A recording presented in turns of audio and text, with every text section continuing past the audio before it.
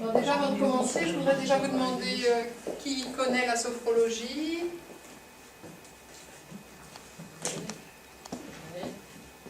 Ok. Ceux qui ne connaissent pas, c'est vraiment pas du tout. Hein? Non. Ok. Bon. Donc vous êtes venus. C'est la sophrologie qui vous a attiré ou le thème sur se préparer à un événement? Je dirais les deux. Les deux. Ça fait longtemps que je n'ai pas parlé de sophrologie, mais on ne peut pas se diriger vers tout. Donc, oui. Moi, je ne connaissais pas. Et il faut que je me prépare pour l'événement, donc je me suis dit que c'était bien. Ah oui, d'accord. Ça vous donnera un aperçu de ce que ça peut vous apporter. Ouais. Et vous? Je ne sais pas, tous les trois, là, les uns derrière les autres, parce que tous les trois, vous n'avez pas. C'est quoi, non? Non, pour découvrir. Pour découvrir? Pour savoir en fait ce que la sophrologie peut nous apporter de positif. D'accord. Voilà. Pour comprendre le raisonnement et par là même grandir. Ok. Donc là on va parler plus spécifiquement pour la préparation à un événement qui est anxiogène, parce que la sophrologie est une technique qui a énormément de champs d'application, et donc c'est pour ça qu'on a prévu une conférence par mois pour pouvoir travailler sur des secteurs bien particuliers. Donc on a fait la première en septembre qui était la sophrologie et le stress. Le mois dernier on était sur les émotions, voilà. Et celle-ci, donc sur les événements anxiogènes, qui va un petit peu relier les deux. Hein, parce que quand on est dans un événement qui nous donne de l'anxiété, l'anxiété nous relie aux émotions et au stress, bien sûr. Donc on va pouvoir imbriquer les deux. Alors, qu'est-ce qui peut nous amener de l'anxiété sur un événement, hein? En général, voilà... j'ai souvent des gens qui viennent me voir parce qu'ils ont peur de prendre l'avion, de partir en voyage. Voilà, à un moment donné, il y a des événements qui ont fait que des peurs se sont enclenchées. On peut travailler sur les compétitions, sur l'appréhension de passer le permis de conduire, aller à un entretien d'embauche, aller à une opération chirurgicale, un déménagement, un divorce, une retraite, c'est-à-dire un changement de vie aussi, hein, on a tous des étapes différentes dans notre vie, et par moments, ça peut nous créer de l'anxiété, de l'angoisse, et aller même peut-être jusqu'à des crises de panique. Donc on va voir un petit peu ce que c'est que l'anxiété. Donc ça, c'est des définitions du dictionnaire. Hein. L'anxiété est une inquiétude pénible, tension nerveuse, causée par l'incertitude latente.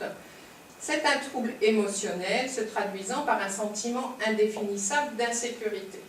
Donc là, l'anxiété va aller toucher l'émotion. Hein.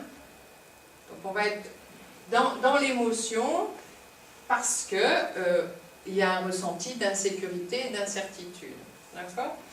L'angoisse va aller un cran au-dessus, c'est une grande inquiétude, une anxiété profonde née du sentiment d'une menace imminente mais vague. On sent qu'il y a, on a l'appréhension d'une menace, hein, comme si elle était là au-dessus de la tête, mais on ne sait pas trop ce que c'est. Un sentiment pénible d'alerte psychique et de mobilisation somatique. Donc là, on commence à rentrer dans la somatisation du corps, devant une menace ou un danger indéterminé et se manifestant par des symptômes neurovégétatifs caractéristiques, c'est-à-dire au niveau corporel, des spasmes, de la sudation, l'accélération du rythme cardiaque, des vertiges. Hein. Donc vous avez peut-être eu ces ressentis, hein, le cœur qui se met à battre plus fort, je transpire, je vais à un entretien, purée, je ne sais pas ce qui va se passer, je commence à rentrer dans une transpiration, le cœur qui bat, la gorge qui se serre. Donc ça, c'est l'angoisse. Et puis après, ça peut déborder jusqu'à des crises de panique quand c'est récurrent. Hein. Et là, c'est décelé comme de la terreur, soudaine et irraisonnée. Là, on n'arrive plus à se raisonner dans les crises de panique. Hein. Donc tout ça, ça nous amène au stress, bien sûr. Hein. Tout ce qui engendre angoisse, anxiété, c'est du stress intérieur. Donc qu'est-ce que c'est le stress ? Le stress prend toutes ses formes, il est propre à chacun. C'est une manifestation individuelle enclenchée par des contrariétés, des angoisses, des chocs. Le stress, c'est en relation avec l'inconnu. Hein. C'est quelque chose qui, on ne sait pas ce qui va arriver. Donc à l'intérieur de nous, il y a une montée d'adrénaline, ou alors il y a un choc comme une peur, et notre corps va sécréter de l'adrénaline qui nous permet de réagir. D'accord ? Dans notre monde, comme on se met beaucoup la pression et qu'on se dépense beaucoup moins qu'avant, hein, les hommes préhistoriques, quand ils avaient peur, ils décampaient. Nous, quand on a des contrariétés, on reste assis sur notre siège. Donc on ne consomme pas cette adrénaline, et petit à petit, c'est ce qui nous provoque ce stress qui monte, qui monte, qui monte. Donc il peut être insidieux jusqu'au moment où ça craque. Et c'est pour ça, c'est insidieux dans le sens où je me mets constamment la pression, intérieurement j'ai cette adrénaline qui est toujours en train de sécréter, donc c'est insidieux, mais au bout d'un moment, ça pète parce que l'intériorité n'en peut plus. Donc le stress, c'est la réponse de l'organisme à toute sollicitation, tant interne qu'externe, une réaction face à tous les effets d'adaptation. Le stress est un manque d'adaptation des situations environnantes. D'accord ? Donc nous réagissons. Ah oui, alors ça c'est important, que nous réagissons non à la réalité du monde, mais à notre propre interprétation de la réalité. Hein, parce que dans une même situation, vous mettez deux personnes, les deux personnes ne vont pas réagir de la même façon.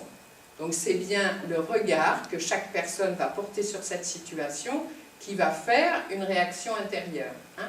Le regard, bien sûr, qui est en lien par rapport à toute l'histoire de chacun. Mais c'est quand même le regard que l'on porte à un moment T. Okay.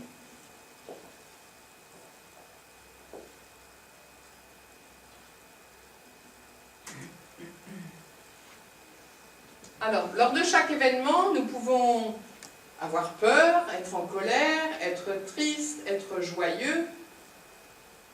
Donc les événements nous relient donc à nos émotions. Hein. Et on peut revenir sur les émotions. Nous avons quatre émotions principales, qui sont la colère, la tristesse, la peur et la joie. D'accord ? Et toutes ces émotions, hein, vous étiez là le mois dernier à la conférence, on en a parlé suffisamment, toutes ces émotions, elles donnent une réaction au niveau corporel. Hein. Quand on est en colère, ben voilà, de toute façon, les réactions corporelles, elles se voient rien que sur l'expression des visages. Et après, tout ce qui est interne en découle. Hein, si on met le sourire sur le visage, à l'intérieur de nous, ça s'épanouit, c'est joyeux, c'est relâché. Si on est en colère, automatiquement, hein, ça se contracte, ça peut palpiter. Voilà, hein, il y a de l'ébullition qui se met à l'intérieur. Donc c'est vraiment un lien des émotions et des manifestations somatiques. Donc maintenant, je voudrais vous laisser un peu la parole, que j'ai tracé les grandes lignes, pour savoir si vous avez des exemples, si vous avez des questions, déjà par rapport à ce que je viens de dire. Est-ce que vous avez déjà vécu des événements où vous aviez un peu de difficulté, quand même, un peu d'anxiété, d'angoisse? Comment? Le permis de conduire. Quand vous avez passé votre permis de conduire? Bien sûr, avant l'épreuve fatidique, dans la voiture avec l'inspecteur. Voilà, bon, on est tous un peu stressés. Et Oui. puis bon, une fois qu'on y est, on se dit, moi je me suis dit, il se passera ce qui se passera, allez-vous. Donc vous avez eu la pression avant d'arriver, Voilà. et au moment où vous avez été assis dans la voiture, vous vous êtes dit... Avant de dire, j'y vais, puis il se passera ce qui se passera. Et puis du coup, tout se relâché et j'ai réussi. Voilà. Et ça s'est mieux passé. Voilà, du coup, Ça s'est bien passé voilà. même. Vous l'avez eu le premier. Parce qu'en fait, j'ai relâché.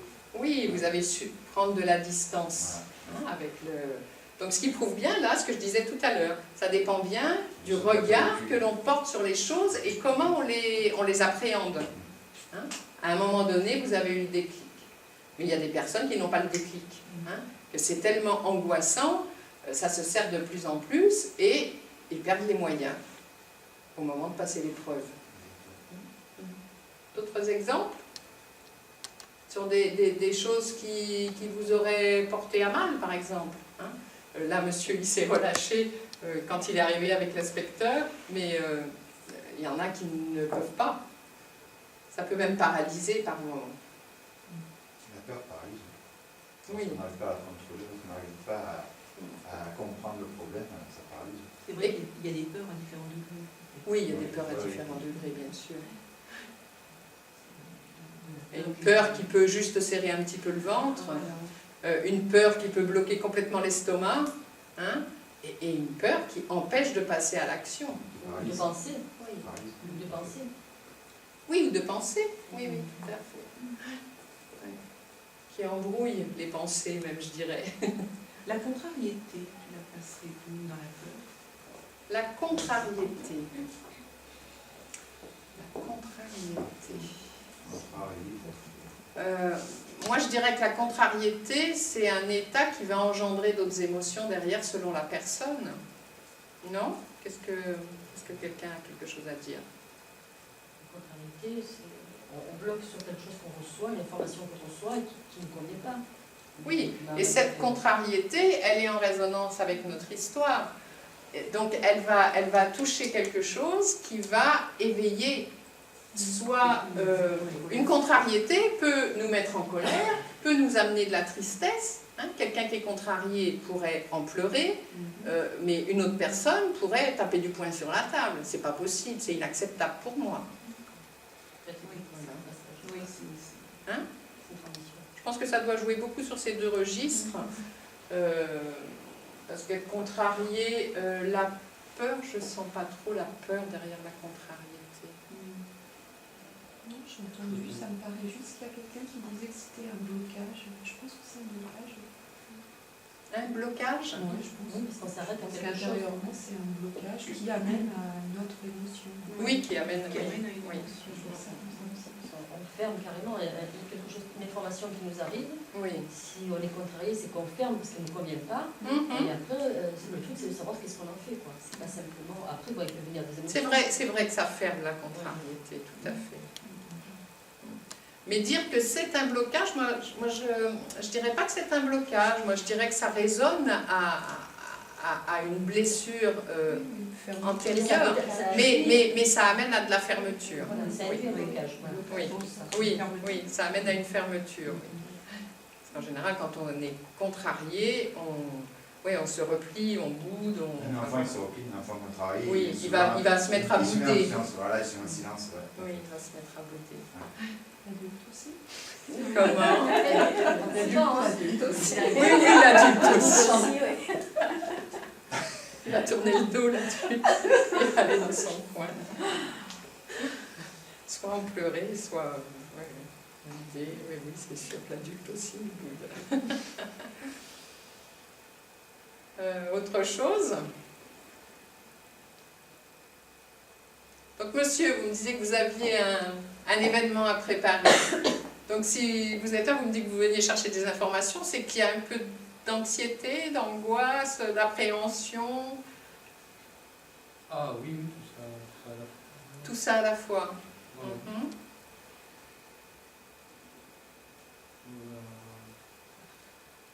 Est-ce que si ça vous ennuie pas, qu'est-ce que vous ressentez dans ce cas-là? Qu'est-ce qui se passe en vous?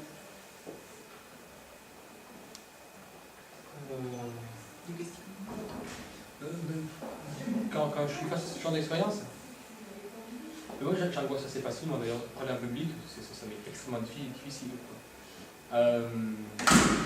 Donc là, c'est quelque chose que je ne connais pas en plus, et où il va falloir que... Donc là, c'est l'inconnu qui vous inquiète, c'est ça? C'est la conjoncture du parcours. Je peux être plus explicite, ça permettra d'aller plus vite. Moi, j'ai saisi, parce que je ne suis pas le seul dans ces cas-là, j'ai saisi un juge aux affaires familiales. D'accord. Donc voilà, je vais me retrouver dans un lieu que je ne connais pas, absolument pas. Et prêt, donc c'est ça. où doit me préparer à des choses très dures. Voilà. Donc c'est l'inattendu, c'est l'inconnu, hein, c'est ça, l'inconnu, et l'appréhension du futur. Oui, Les conséquences. Espérer que la justice soit juste. Oui. C'est pas des langues. C'est l'appréhension du futur. Hein. Donc là, on voit bien tous les critères qui engendrent cette anxiété. Hein. L'inconnu, l'appréhension du futur et notre mental aussi qui se fait un film quelque part. Hein. Parce qu'à partir du moment où on part dans le futur, on se fait des films parce qu'on ne connaît pas le futur, donc on ne peut pas l'anticiper. Alors, quand je dis on se fait des films, hein, c'est pas une critique de quoi que ce soit, hein, parce que même moi, bien sûr, je m'en fais des films. Mais c'est notre mental qu'on n'arrive pas à canaliser et à dire, comme monsieur dit, eh bien voilà, on verra bien. Hein. Alors, selon l'ampleur du cas, c'est pas toujours facile, parce qu'il peut y avoir de l'enjeu, mais... et après, quand il y a de l'enjeu, ben, on a tellement peur de perdre ce qu'on voudrait et qu'on n'a pas encore, c'est là où on se met la pression. D'où l'importance du lâcher prise. Mais c'est hyper important. Voilà. Et c'est surtout comprendre que de se faire un film sur le futur, ça ne va rien changer et ça risque même d'aggraver les choses, hein, parce qu'on envoie des énergies qui sont pas bonnes pour le futur. Donc c'est vraiment... essayer de, et c'est là où la sophrologie va pouvoir rentrer en ligne de compte, c'est que la sophrologie va nous permettre de travailler ce futur de façon la plus positive possible. Mais là, c'est vraiment ça, c'est notre mental qui va fabuler. Là, en ce moment, j'interviens au collège de Montrières sur des troisièmes qui sont hyper stressés. L'autre jour, j'ai une jeune fille qui vient me voir à la fin de la séance et qui me dit que tous les matins, elle arrive au collège en pleurant avec la boule au ventre. Une autre pareille, elle avait un contrôle après, elle était presque tremblante et tout.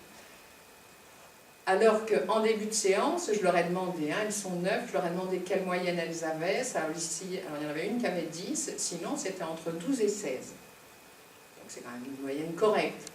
Dire quand même qu'ils n'ont pas trop à se stresser pour le résultat. Hein. Et ils sont dans cet état de pression. Mais parce que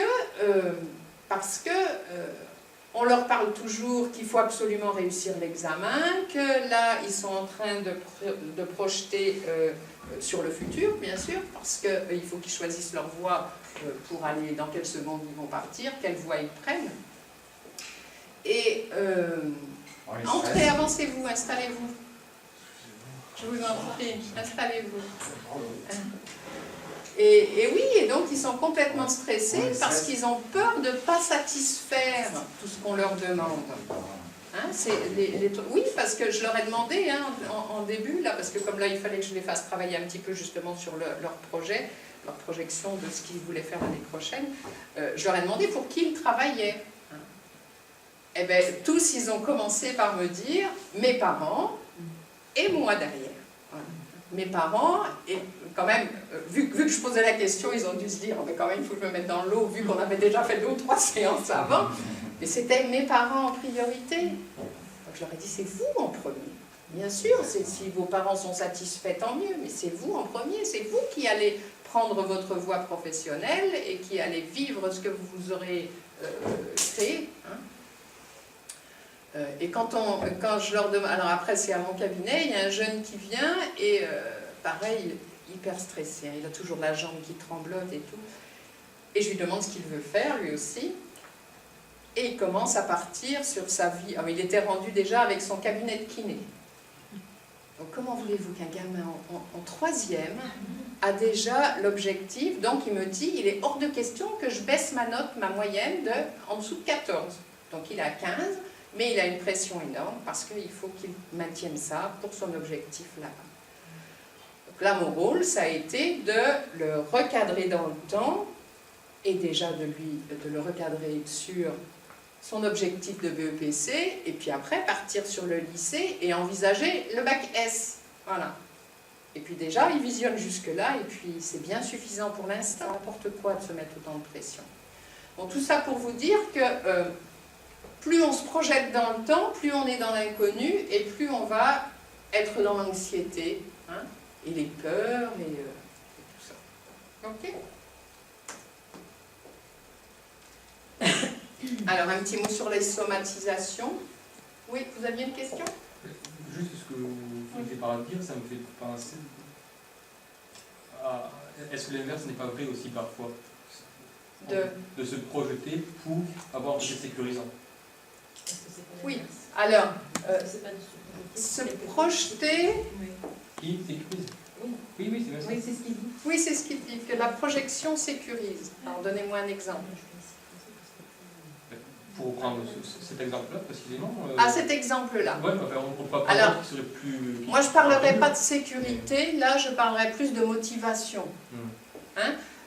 C'est sûr que le fait d'avoir un objectif professionnel, qu'il veuille devenir kiné, c'est bien, c'est ambitieux, c'est peut-être ce qui lui plaît depuis toujours et que c'est une passion pour lui, c'est motivant. Mais ça n'empêche pas qu'il faut qu'il fasse les choses étape par étape. C'est toujours ce que je dis, moi. Il faut, pour pouvoir avancer dans la vie, il faut un point, un objectif. Ça, c'est clair. Il faut une ligne, un objectif. Mais cette ligne, on ne sait pas comment on va y arriver, à ce point. D'accord? Donc, on ne peut pas... comment je pourrais exprimer ça?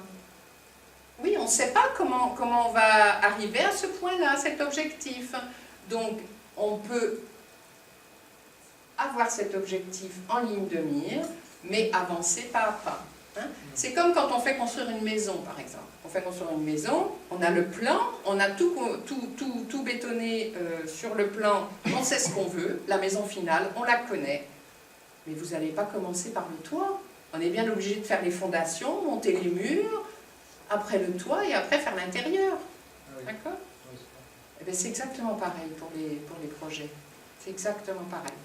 On a l'objectif final, donc qui veuille devenir kiné, c'est bien, ça lui donne sa motivation, ses grandes lignes, mais après c'est pas à pas.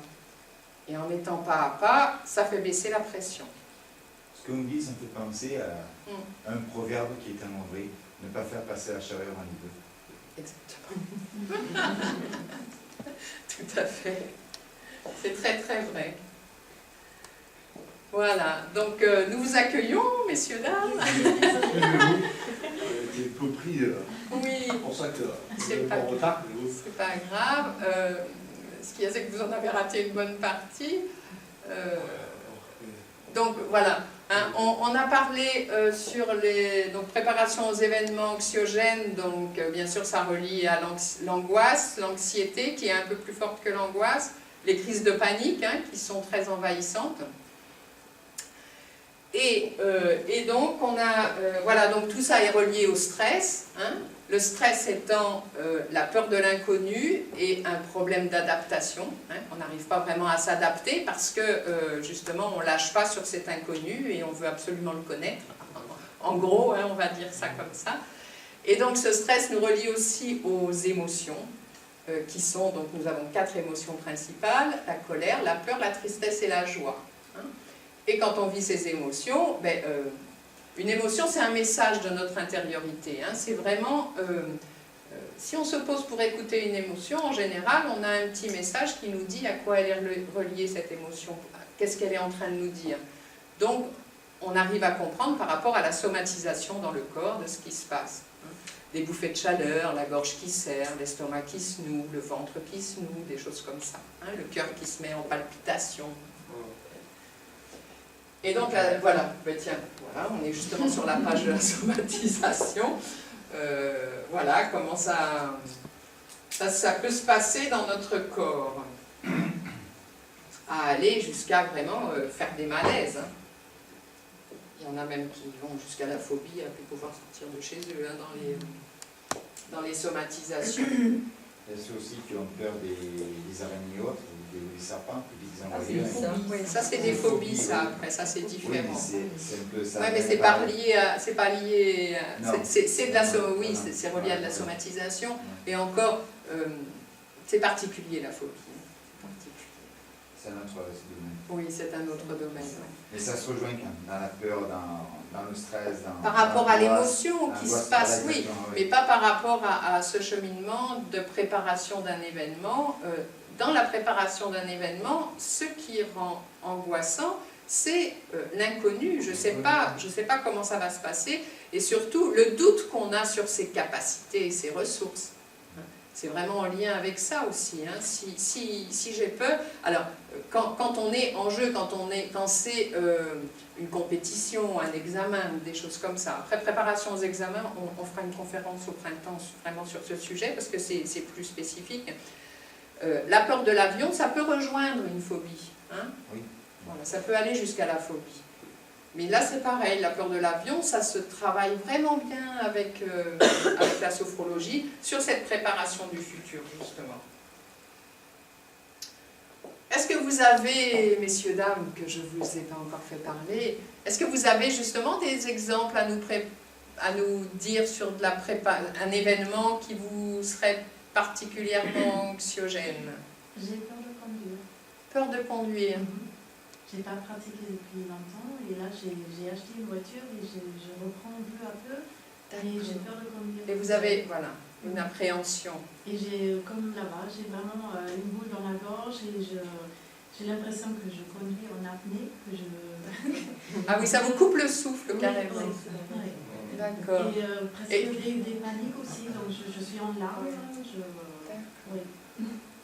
Et vous pensez que ça vous coupe le souffle, pourquoi? Parce que je n'arrive pas à gérer la situation. Oui, parce que vous êtes contracté, je suppose. Oui. Donc là, je pense que ça joue beaucoup sur la confiance en vous. Retrouver justement la confiance que vous savez conduire. Hein? C'est qu'elle sait conduire, quoi. Mais après, comme vous dites, c'est la peur de l'inconnu qu'elle fait. Elle vient de Toulouse, ça fait pas longtemps qu'elle est dans le Vaucluse. Et elle ne connaît pas non plus bien le territoire, on va dire.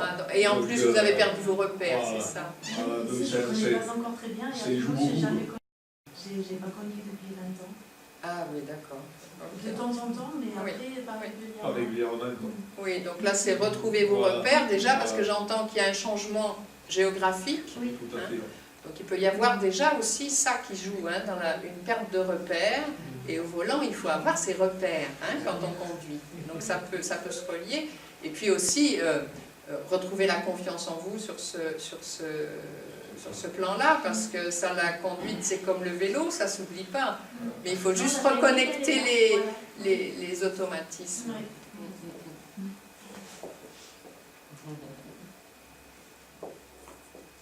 Alors, pour terminer sur ce sujet, après on va parler sophrologie. Je voulais parler aussi que très souvent il y a un deuil à faire quand on part sur le registre, parce qu'on a mis dans les événements déménagement, prise de retraite ou des choses comme ça. Quand on passe des étapes comme ça de la vie, on a toujours un deuil à faire de l'étape précédente. Donc c'est important de prendre conscience qu'il y a le deuil à faire précédent pour pouvoir mieux rentrer dans la nouvelle phase. Donc même un changement géographique, un déménagement, un changement de région, c'est vraiment le deuil à faire de ma vie d'avant pour rentrer dans cette nouvelle vie. Donc il y a 5 grandes étapes dans le deuil.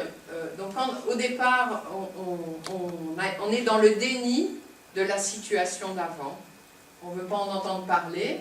Ensuite, il y a une colère souvent qui se manifeste. Je vois que vous souriez, ça vous parle. Ensuite, il y a la tristesse parce que s'enclenche justement le deuil. Parce que les 2 premières phases, c'est un peu la rébellion par rapport à ce deuil. La 3e phase, je rentre dans le deuil, donc il y a la tristesse qui se manifeste. Et souvent, alors là moi je parle dans les deuils quand on perd quelqu'un, souvent justement les gens sont surpris d'avoir une crise de tristesse plusieurs mois après. Ils ne comprennent pas pourquoi, mais c'est normal. Voilà. Parce qu'avant justement il y avait eu le déni et la colère. Ensuite il y a la résignation, pour terminer sur l'acceptation. Et après l'acceptation, donc on se reconstruit sur la nouvelle étape. D'accord ? Des questions, des commentaires sur ces phases? Non, ça c'est pas... C'était juste pour que vous sachiez quand même que c'est normal qu'il y ait cette phase il faut passer à autre chose. Hein. Quand on parle de retraite, de déménagement, de choses comme ça. Sachant qu'on peut, je crois, il me semble, revenir sur une étape et de résilier. Oui, tout à fait. et revenir en Elles peuvent arrière. être dans un ordre différent. Et on peut aussi, à l'étape de tristesse, recontacter la colère ou des choses comme ça. Oui, oui, tout à fait. Ça peut être dans des... et aussi dans un circuit différent. Tout à fait. Voilà. Donc, maintenant nous allons parler de la sophrologie. Est-ce que vous connaissez la sophrologie, messieurs, dames? Pas du tout. Pas du tout, Une madame? sorte de respiration et une méditation, et tout, peut-être, je ne sais pas. C'est un état méditatif. On pourrait, oui, disons que l'état sophroliminal est un état entre veille et sommeil qui rejoint l'état de méditation. Caicedo, le créateur, s'est basé sur l'état méditatif.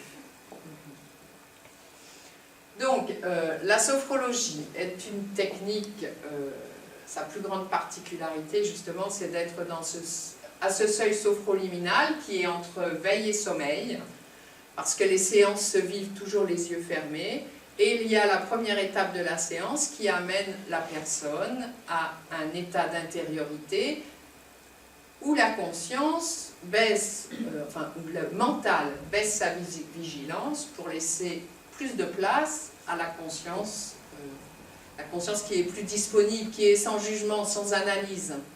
Hein? On apaise le petit moulin là, qui fait que de tourner. Le mental qui n'arrête pas de nous dire des choses qui ne sont pas intéressantes. Donc ce seuil sophroliminal va apporter une capacité mnésique, c'est-à-dire la mémoire est activée et renforcée. Hein? On va permettre à la mémoire de s'éveiller. Donc on va pouvoir connecter des choses qu'on aurait pu oublier. Hein? La plasticité imaginative est stimulée, c'est-à-dire que nous allons travailler sur l'imaginaire et nous pouvons nous déplacer dans le temps. Et c'est là où ça va être intéressant pour la préparation aux événements, c'est qu'on va pouvoir se projeter dans le futur et préparer l'événement de la façon la plus positive possible, ce qui fait que ce ne sera plus vraiment de l'inconnu. D'accord ? Ensuite, nous allons dans la perception du monde intérieur et extérieur. Ces deux mondes vont progresser et être améliorés. Donc, parce que comme on a les yeux fermés, on est beaucoup plus en accès avec tout ce qui se passe à l'intérieur de nous et nos sensations et nos émotions. Hein, parce que, ça vous verrez tout à l'heure, la sophrologie agit vraiment sur les 3 niveaux de l'être, le corps, le cœur et l'esprit. Voilà, et on relie toujours tous ces 3 paramètres. Et les capacités de sentir et de percevoir sont exacerbées. Hein, parce que justement, on est dans cet état de conscience, les yeux fermés, on n'est pas perturbé par nos 5 sens qui nous dirigent vers l'extérieur. Et on est vraiment dans l'écoute intérieure et la perception de nos sensations. On renforce le processus phénoménologique, c'est-à-dire on est ici et maintenant fixé sur le phénomène. On supprime le jugement du mieux que l'on peut. Hein. Ça vient avec l'expérience, parce que les premières séances, bien sûr, le mental il est encore un petit peu présent. Donc le jugement, il peut encore être là, mais au bout de quelques séances, cet état sophronique s'installe et de moins en moins, vous allez être en contact avec le jugement.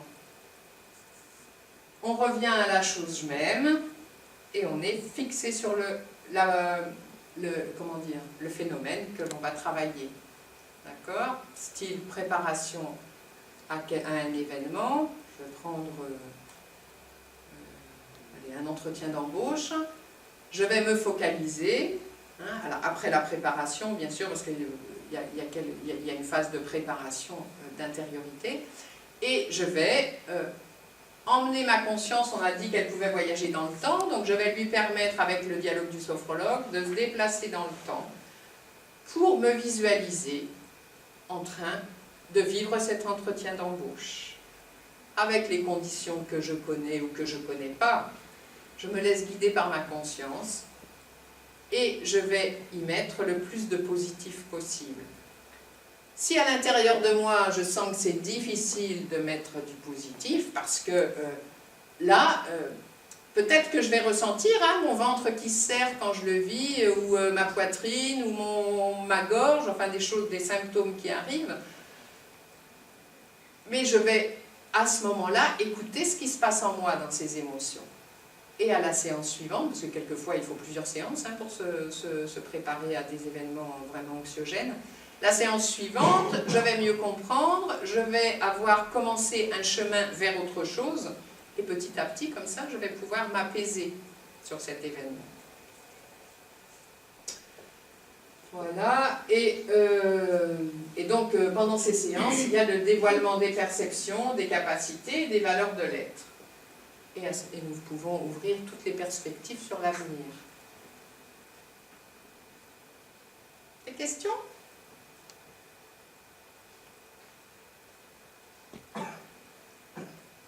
Ça va? Alors, les outils de la sophrologie pour préparer ces événements. Donc, le premier outil, bien sûr, c'est notre respiration.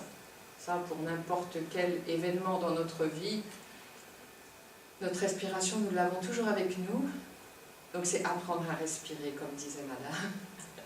C'est vraiment se connecter, savoir. En sophrologie, on commence par savoir utiliser sa respiration quand on en a besoin. Parce que c'est un outil extraordinaire qui peut nous aider à nous stimuler grâce aux inspires, qui peut nous aider à nous apaiser grâce aux expires et trouver des équilibres comme ça qui se créent. Donc la respiration, et puis aussi la respiration, c'est quelque chose qui circule à l'intérieur de nous. Donc c'est nous recentrer aussi quand on se connecte à notre respiration. Quand on pense à notre respiration, qu'on la sent circuler, on est là au cœur de nous-mêmes, au centre de nous-mêmes, et ça on peut le faire à tout moment de la journée. Si je me sens perturbée par quelque chose, si je me sens happée par quelque chose qui ne me convient pas, ou envahie, je me mets dans ma respiration et de suite ça va mieux. Parce qu'en venant dans ma respiration, je me détache de l'extérieur, je reviens avec moi-même et je vais être à même de m'apaiser.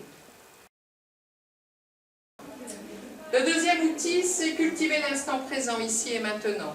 Comme je disais tout à l'heure, plus on est dans l'instant présent, plus on est ici, moins on a de... Alors, je ne veux pas dire moins on a de problèmes, parce qu'on peut avoir des problèmes là, ici et maintenant, mais si j'ai un problème ici et maintenant, je peux agir dessus. Quel qu'il soit, je peux poser une action. Même si je ne peux pas poser une action, je vais pouvoir étudier la meilleure des solutions. Si je suis à me projeter dans mon futur, je ne peux pas. Je peux être que dans la fabulation. Je ne sais pas comment il va se passer, ce futur. D'accord ? Et si je suis dans mon passé, c'est pareil, je ne peux pas. Je ressasse mon passé, j'y peux rien à mon passé, il est fait. Je peux faire que agir maintenant. Donc être ici et maintenant va automatiquement amener un peu plus de sérénité. Mais un ici et maintenant qui n'est pas dans le moulinage mental, bien sûr. Pas en train de... parce que là, si je suis dans mon moulinage mental, je ne suis pas ici et maintenant.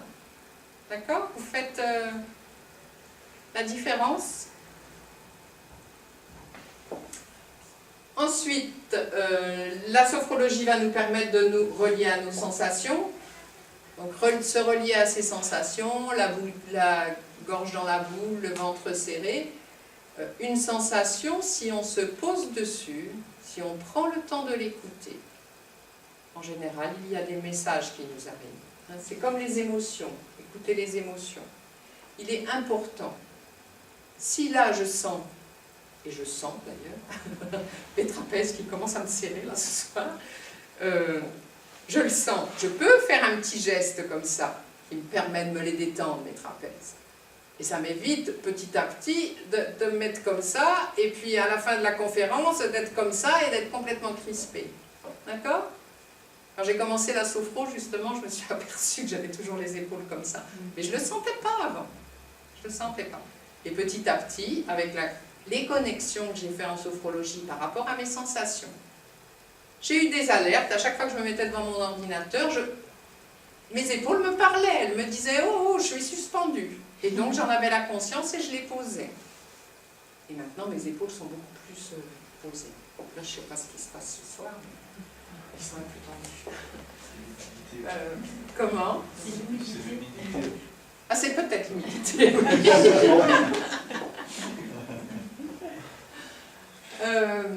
Donc, les émotions, ça se passe. C'est le stress. Non, ça va, je ne suis pas trop stressée. Non, c'est plus la concentration. Parce que j'essaye de vous transmettre le plus de choses possible. Mais parce que c'est tellement vaste, ce sujet, donc je pense que c'est plus la concentration. Oui. Juste, pardon, pour les sensations, il s'agissait uniquement du corps? Les sensations, c'est corporel. Oui, ouais, pris d'un sens plus large, on peut entendre... Alors, ben, dites-moi ce que vous entendez en sensation. Sensation de manque de quelqu'un, Oui. Là, on parle que du corps. Oui, là, c'était les sensations corporelles. Hein, se relier aux sensations corporelles. Après, le manque de quelqu'un, moi, je le relie plus aux sentiments. D'accord. Hein? On Oui, va on faire développe. des sensations corporelles. C'est plus des sentiments, le manque de quelqu'un. On revient aux émotions. Oui, oui, émotion avec le sentiment derrière. C'est marrant. Oui. Donc, relié aux sensations, c'est corporel, organique, physiologique. D'accord? Écouter, donc la sophrologie va nous permettre d'écouter nos émotions, parce qu'en étant intériorisé, et comme dans toute séance, il y a une relation au corps pour écouter ses sensations, une relation au cœur pour écouter ses émotions. D'accord? Si on écoute les émotions, c'est pareil. Il y a des messages. Il vient des petits messages qui montent à la conscience, qui éclairent. C'est des petites lumières qui s'éclairent. Des compréhensions. Et donc la sophrologie va nous permettre aussi d'anticiper positivement l'événement. Donc comme je disais tout à l'heure, on a possibilité de porter un autre regard sur les événements. Hein. Si vous mettez une problématique et que vous mettez 10 personnes à réfléchir sur la problématique, personne ne va avoir la même opinion. Personne ne va trouver la même solution. C'est bien signe qu'on peut porter plusieurs regards sur les événements. Et ça, la sophrologie va vous amener vers ça pour porter un autre regard sur ce qui vous angoisse. En apprenant à le laisser, comment dire, se créer, voilà, se créer dans votre futur, par votre conscience en état sophronique. Mais vous allez expérimenter. Je vois monsieur qui lève les yeux au ciel, on va dire, oh là là, qu'est-ce que c'est que ce truc? Vous allez expérimenter. On peut réussir, décidément, on est espionné. Donc la démarche de la sophrologie a pour but de transformer nos schémas existants. Donc on peut agir sur les voyages. J'ai une cliente qui avait des angoisses à chaque fois qu'elle faisait... C'était une personne qui voyageait énormément pour ses affaires, donc elle prenait très souvent l'avion, elle faisait très souvent sa valise. Alors au niveau de la valise, elle a toujours eu plus ou moins l'angoisse, et puis un jour, elle n'a plus prendre l'avion. Et donc elle est venue me voir parce qu'elle ne voulait pas être coincée comme ça. Et donc là par contre on a travaillé sur plusieurs séances, hein, parce que c'était quand même quelque chose d'assez profond. Donc on a fait 4 séances pour qu'elle se visualise. Donc en général, dans ces cas-là, quand c'est très anxiogène, on commence à l'envers. Donc j'ai commencé à lui faire vivre une séance, parce qu'elle partait en voyage avec toute sa famille, et c'était hyper important. Ils allaient à l'île Maurice. Et donc on a commencé à faire la première séance avec une visualisation. Elle était déjà arrivée sur place. Donc elle s'est vue en train de faire ce qu'elle avait envie de faire, voilà. Elle est revenue, hop, donc ça s'était super bien passé, elle était très contente. Elle revient la fois d'après, c'est ben là, je suis en train d'arriver en avion et je descends de l'avion. L'étape d'après, c'est je prends l'avion. Mais là, ça devient beaucoup moins anxiogène parce que j'ai vécu que j'avais déjà passé des vacances là-bas, que j'étais déjà descendue de l'avion. Donc le jour où je prends l'avion, j'ai beaucoup moins peur. D'accord? Donc c'est petit à petit, votre conscience engramme, enregistre le processus à l'envers et s'ouvre à un autre possible. Et après la 4e séance, donc on a refait tout le film à l'endroit. Elle est montée dans l'avion, elle est arrivée, elle est descendue, elle a passé ses vacances. Voilà. Et bien, elle a pu prendre l'avion de façon sereine, parce qu'elle l'avait déjà vécu. C'était tout enregistré comme si c'était vécu. Ces séances de futurisation que nous faisons en sophrologie, votre conscience l'enregistre. Vous savez que mais même tout ce que vous vivez dans votre vie, c'est tout enregistré comme du vécu. Quand vous regardez un film, quand vous regardez la télé, c'est comme du vécu. Votre conscience ne fait pas la différence entre l'imaginaire et le vécu réel. Donc en sophrologie, on lui envoie de l'imaginaire, mais la conscience l'engramme comme du vécu. Et petit à petit, on arrive à changer les chemins neuronaux. Donc, cette peur, elle l'avait eue suite au décès de sa maman, qui était arrivé quand elle était loin. Voilà. Et donc, voilà. Donc avant, on avait travaillé sur le décès de sa maman, et après, on a fini pour faire ce voyage. Voilà. Donc pour tout événement, on peut faire pareil. On projette la conscience dans le futur pour la faire. Et madame, donc oui, madame qui a peur de conduire, c'est simplement, peut-être, vous commencez en remontant dans le passé, j'ai déjà conduit, je sais le faire, parce que là, il y a une autre technique qui est vraiment très très bien pour ça, parce que vous l'avez déjà fait. Remarquez, avec l'autre personne, j'aurais pu le faire, mais c'était tellement anxiogène, donc après, peut-être si vous venez me voir, on parlera, tout dépend de l'appréhension que vous avez, comment vous réceptionnez les choses, parce qu'après, le dialogue présophronique, donc avant la séance, est toujours important. Mais ça pourrait être aussi, j'ai déjà conduit, donc en état sophronique, je fais remonter de ma mémoire toute cette période où j'ai déjà conduit, je me vois en train de conduire et je récupère toutes les capacités que j'ai su utiliser quand je conduisais.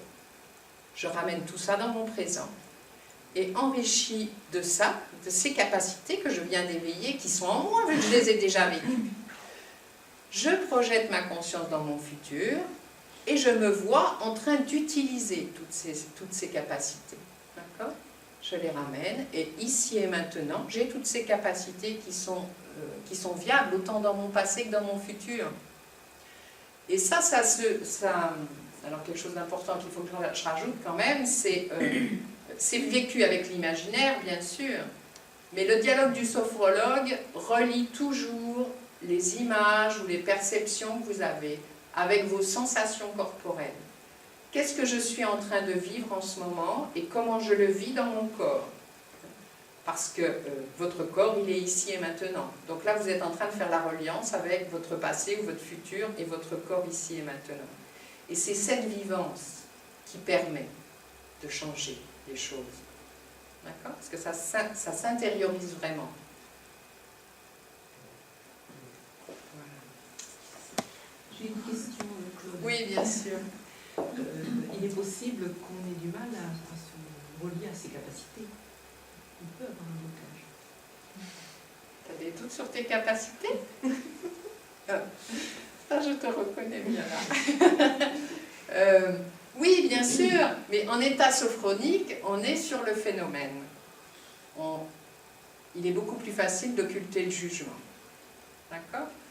Donc après, si le sophrologue sent qu'il y a vraiment quelque chose qui pêche au niveau de la confiance ou des choses comme ça, on va faire des séances un peu plus légères où je vais aller recontacter mes capacités.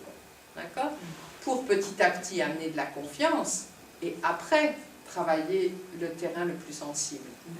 D'accord. Donc on ne va pas travailler sur savoir conduire, on va travailler sur autre chose. Oui, D'accord. tout à fait. En sophrologie, on n'attaque jamais le problème de front. Tu le sais. Il faut toujours tourner, hein, aller chercher autour, parce que, j'explique pourquoi on n'attaque pas le problème de front, c'est parce que si on attaque le problème de front, ça se verrouille Il faut automatiquement. chercher la cause. Il faut chercher la cause. Pas forcément la cause, pas forcément la cause. C'est trouver un passage où la personne va pouvoir accéder à ses capacités sans qu'il y ait de peur qui pourrait verrouiller cet accès. Voilà. Alors c'est vrai que quelquefois, la personne, hein, moi je sais que j'ai des clientes ou des clients qui ont l'impression que je suis hors sujet par rapport à ce pourquoi ils viennent me voir. Mais c'est parce qu'avant, il faut travailler autre chose. Sinon, on n'arrivera pas. Sinon, c'est se confronter à un mur.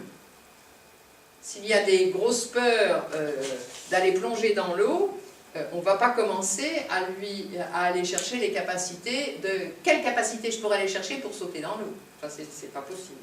Hein? Donc on va aller chercher d'autres capacités qui pourraient éventuellement servir. Nous, la difficulté, Après, c'est dans la qualité d'écoute du sophrologue qu'il va y avoir cette perception d'ajustement. Hein?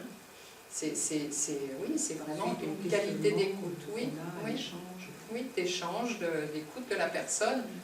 Parce qu'avant une séance de sophrologie, en individuel, il y a toujours un temps d'écoute de la personne, pourquoi elle vient et quelles sont les difficultés. Hein? Et dans ce temps d'écoute, le sophrologue va prendre des informations qui vont être utiles à la construction après des séances.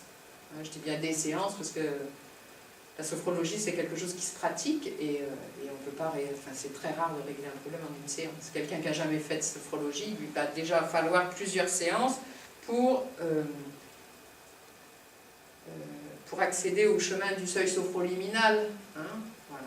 Il y en a qui vont très vite, mais il y a des personnes où il faudra 3-4 séances déjà pour commencer à se relâcher. Alors, un petit mot sur le déroulement de la séance. Donc, une séance, c'est composé de mouvements, hein, parce que la sophrologie, c'est de la relaxation dynamique.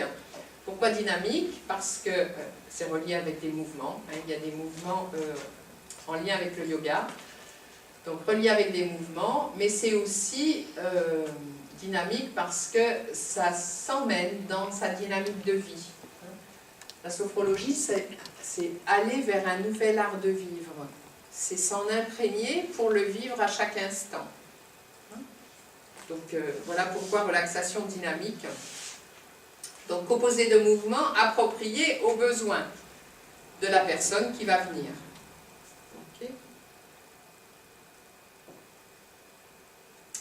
Donc tout est vécu en état de concentration parce que c'est les yeux fermés. Et les séances, c'est pour permettre à chacun de trouver ses solutions. C'est vos solutions. Ce n'est pas moi qui vais vous donner des solutions. D'accord? Moi, je vais vous donner des outils et vous allez trouver vos solutions. Ça j'insiste parce que c'est important. Nous ne sommes pas des médecins qui vont vous donner une pilule. Hein? C'est vraiment à vous d'être partie prenante et de vouloir faire pour vous. Et c'est pour ça que l'on vous guide dans votre intériorité. C'est pour que vous écoutiez ce qui se passe en vous. Avec bien sûr l'accompagnement de la voix du sophrologue. On est comme des guides, hein, pour vous accompagner dans cette intériorité. Mais c'est vous qui allez éclairer. Par rapport aux mots qui vont être utilisés par le sophrologue, des mots qui sont suffisamment larges, mais des mots qui sont axés sur le sujet, bien sûr, que l'on travaille. Et ces mots, ce cheminement, va faire des résonances en vous par rapport à votre histoire et va éclairer des petites lumières. Voilà. Et donc après, à la fin de la séance, donc, je vais revenir quand même sur les 3 paramètres. Donc le début de la séance commence sur la concentration des sensations. On va cheminer dans la séance avec l'écoute des sentiments, des émotions. Et pour terminer, sur le sens que vous allez donner à ce que vous venez de vivre. Hein? Qu'est-ce que j'ai éclairé et quel sens ça a pour moi pour repartir avec. Parce que ce que l'on vit en séance, il y a toujours une synthèse à la fin qui est faite avant de sortir de l'état sophronique pour vous permettre de repartir avec quelque chose. Moi, je dis toujours à mes clients, avec quoi vous repartez aujourd'hui? C'est important de le formaliser. Donc après, il y a un petit échange où vous allez formaliser ce que vous avez ressorti de cette séance. Et la mise en mots est importante parce qu'elle vous permet de le conscientiser encore plus. Le mot, le verbe, c'est la mise en forme, hein, la concrétisation des pensées et des sensations. Voilà. Et donc, je redis ce que j'ai dit tout à l'heure, c'est que le sophrologue relie toujours votre vécu, même si c'est de la visualisation, avec vos sensations, hein, pour que vous soyez vraiment en relation corps-esprit. Voilà, et donc quand on met du sens sur les choses, on peut passer dans une action, hein, donc ça peut aller jusqu'à changer les comportements, et une évolution dans le quotidien. Alors bien sûr, ce n'est pas magique, il faut, comme je disais tout à l'heure, que vous soyez partie prenante, hein, de ce que vous êtes en train de lancer, et que vous le viviez, vous l'entreteniez, vous le développiez au-delà des séances, entre les séances, et puis après, vous tout seul, quand vous avez fait votre cursus dont vous aviez besoin. Ok ? Voilà. Voilà pour moi. Pour ce qui est de la conférence, j'écoute si vous avez quelques questions, et nous allons vivre une petite séance. Ah ben oui. Ah ben, c'est la sophrologie. Le propre de la sophrologie, c'est de vivre les choses. Donc je ne vais pas faire une conférence où j'explique plein de choses sans vous les faire vivre, ça c'est sûr. C'est très bien. C'est plus enrichissant. Ben oui, c'est le plus enrichissant, bien sûr, parce que sinon vous repartiriez, vous auriez tout oublié de... Oui, il faut le vivre. Demain matin ou même peut-être dès que vous sortez. Il faut le vivre pour enregistrer. Oui, oui, tout à fait. Ça va vous donner un intérêt. Ça, pour nous, c'est un cadeau. Oui, c'est un cadeau. Bien sûr que c'est un cadeau. Vous êtes de où? C'est à Sorgue? À l'école? Non, je suis à Morière, moi. Ah, dans ce sophrologue. Donc c'est Pascal qui n'est pas là, qui est renfermé dans sa cour. Moi, je suis Claude Geneviève. D'accord. Voilà. La séance. Donc la séance, il y a pas toujours une partie debout, une partie assise, mais très souvent. Hein. Dans les séances de groupe, moi je fais toujours une partie debout, une partie assise. Sinon, c'est de la sophro-relaxation, c'est pas de la sophrologie. Donc nous commençons debout, avec donc un petit temps d'intériorité, et j'avais envie de vous faire commencer par un déplacement du négatif. Nous avons une technique qui permet de mettre à distance le négatif, sachant que quand on met à distance le négatif, on ne fait pas une liste de supermarchés avant de mettre à l'extérieur. Hein. C'est simplement envoyer le message à la conscience que là, dans cet instant, je rassemble ce que je ne veux plus garder, et à l'expire, je le mets à l'extérieur. D'accord? La conscience, elle est très intelligente, elle sait tout, et elle sait ce qu'il y a à faire pour nous. Ok? Donc, quand c'est préparation à un événement anxiogène, c'est quand même bien de déplacer le négatif. Hein? Ça libère. Donc, je vous montre comment on fait ce déplacement du négatif. Nous allons le faire en global, hein, parce qu'on peut le faire plus détaillé, mais là, nous allons le faire en global. Donc, c'est sur l'inspire, je contracte tout mon corps, dans cette intention de rassembler tout ce que je ne veux plus garder. Et sur l'expire, je le mets à l'extérieur. D'accord? Nous le vivrons 3 fois. 2 fois où je vous guide, et 1 fois, je vous laisserai le faire seul. Donc pourquoi 3 fois? La première fois, vous ne savez pas trop, vous ne connaissez pas trop. La deuxième fois, vous connaissez mieux, vous allez mieux vous y connecter. Et la 3e fois, je vous laisse faire seul, comme ça vous êtes vraiment en lien avec vous. Ensuite, donc, nous accentuerons un petit peu l'intériorité par, je vous guiderai pour prendre conscience de toutes les parties de votre corps et les relâcher du mieux possible. Alors quand je dis les relâcher du mieux possible, si vous vous rendez compte que vous avez une épaule qui est en l'air par exemple, et que vous n'arrivez pas à la détendre, c'est prendre conscience que mon épaule, je n'arrive pas à la détendre. Hein? Ce n'est pas une catastrophe. Et c'est là où rentre le non-jugement. C'est accepter que son épaule est en l'air et qu'on n'arrive pas à la détendre. Déjà là, vous faites une connexion que vous n'aviez pas et qui pourra faire évoluer les choses. Okay. Ensuite, on va vivre un exercice pour se débarrasser, vider un petit peu le sac à dos. Ça va me faire du bien. Parce que le sac à dos, il est souvent chargé. Donc, on va le vider un peu. Donc, c'est j'inspire, je lève mes épaules, je bloque ma respiration, poumon plein, je secoue, et à l'expire, je libère. Donc, c'est vraiment la sensation de je pose les valises et avec l'expire, je vide ce qui est trop lourd. D'accord ? Sachant que s'il y a des personnes qui ont les trapèzes trop tendus et que c'est douloureux, vous le faites en vous respectant. Hein, on s'adapte toujours. Donc, vous faites un petit mouvement plutôt comme ça. D'accord ? Ne jamais se faire de mal. Ça fait partie d'un principe aussi. Je me respecte. Donc, 3 fois aussi. Et ensuite, je vous proposerai de vous asseoir. Et c'est à ce moment-là que je vais vous proposer de laisser venir à l'intérieur de vous un événement que vous aimeriez faire évoluer de façon positive.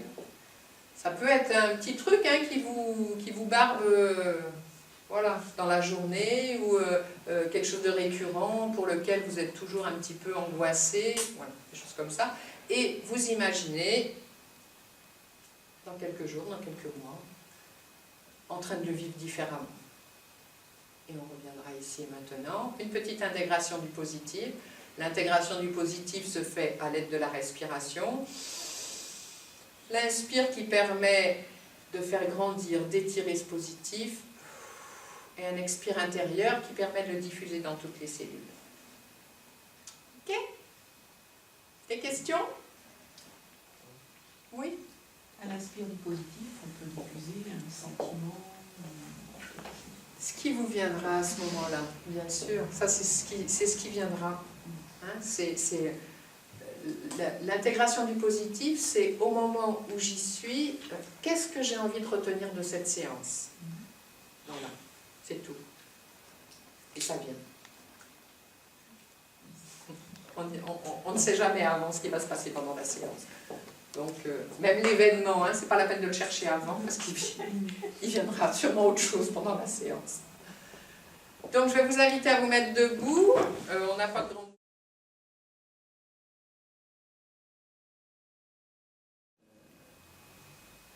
Comment dire, à la diffusion du sentiment, j'ai diffusé une confiance en soi, une confiance en moi. Tu as renforcé ta confiance, c'est ça ? Voilà, j'ai renforcé ma confiance. Et j'ai senti tout un flux qui passait dans tous les membres, comme si un flux glissait tout doucement dans tout mon corps. C'est très agréable. Donc la sensation du vécu était très présente. Ah oui, vraiment très très présente. J'ai jamais ressenti ça. D'accord. Donc, tu sais que je fais l'école de sophrologie et on fait beaucoup de séances. Oui. C'est vrai qu'avec les séances c'est différent. Et là j'ai bien ressenti toutes ces sensations. Donc tu as pu te projeter en confiance si tu as synthétisé par de la confiance à la fin. Oui. D'accord. Disons que moi, mon gros problème, c'est de pouvoir parler en public et d'animer une séance de groupe. D'accord. Et donc tu t'es visualisée en train de faire ça ? Je me suis visualisée animer une séance de groupe. D'accord. Bon. Donc,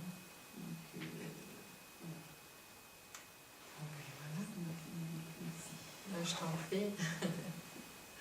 Merci à toi de ce partage. Quelqu'un d'autre veut partager ? Madame, vous vous êtes vue en train de conduire ou vous avez choisi un autre sujet ? Non, j'étais au volant. Mais c'était facile ou pas ? Oui, comme vous avez dit, qu'on puisse aussi un peu dans le vécu, donc je me suis projetée il y a 20 ans quand j'ai conduit toute seule et j'étais à l'aise. Donc du coup, ça m'a bien aidé ce que vous avez dit tout à l'heure aussi, Oui. de prendre confiance qu'on avait déjà vécu. Oui. Et vous avez répété ça tout à l'heure et du coup, je me suis vue il y a 20 ans quand j'ai conduit toute seule. Donc vous avez pu recontacter cette période d'il y a 20 ans où vous conduisiez sans peur. Mhm. Et est-ce que de contacter ça, vous avez senti que ça changeait quelque chose? Pas encore. Mais Pas encore. j'ai senti les fourmis dans la main.